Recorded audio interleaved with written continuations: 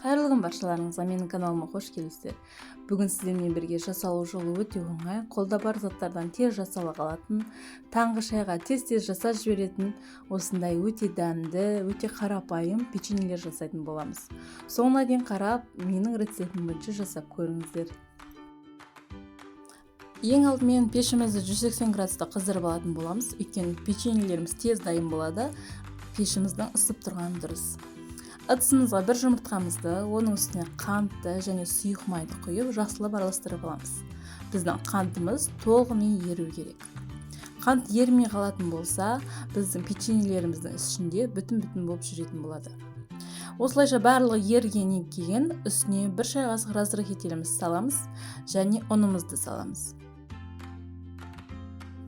Ұнымызды ең алдымен венчиктің көмегімен, одан кейін қолымызбен жақсылап илеп аламыз.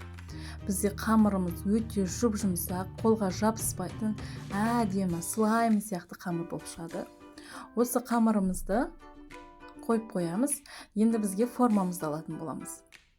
Осы формамыздың үстіне пергамент қағазын төсейміз және қамырымызды кішкене дөңгелек пішінге енгізіп, жаңғақтың көлемінде осындай қылып істеп, бәрін орналастырып шығатын боламыз печеньелерімізді.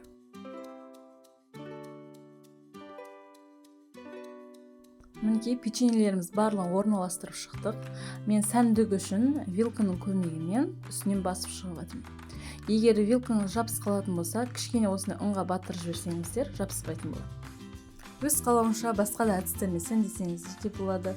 Бетіне грек жаңғағын да қойып қоюға болады. Мінекей үстіне мен енді қант сеуіп шығып жатырмын. Өз қалауынша істетпесеңіздер де болады. 180 градуста 20-25 минутта пісіріп шығамыз. Мінекей біздің өте дәмді, әдемі печеньелеріміз дайын болды. Осы рецепт бойынша жасап беріңіздер отбасыларыңызға. Бір жасасаңыздар, міндетті түрде тағы жасауларыңызды сұрайтын болады. Балаларыңызға өте қатты ұнайды. Жасалу жолы өте оңай, өте дәмді, өте әдемі болып шығады. Міндетті түрде жасап көріңіздер. Егер сізге менің видеом ұнап жатса, пайдалы болып жатса, каналыма тіркеліп кетіңіз. Каналымда басқа да дәмді тағамдардың рецепттері бар. Каналыма өтіп көрсеңіздер болады. Осы видеоның астына комментарий қалдырып, лайк басуды ұмытып кетпеңіз. Соңына дейін көргеніңізге көп рахмет.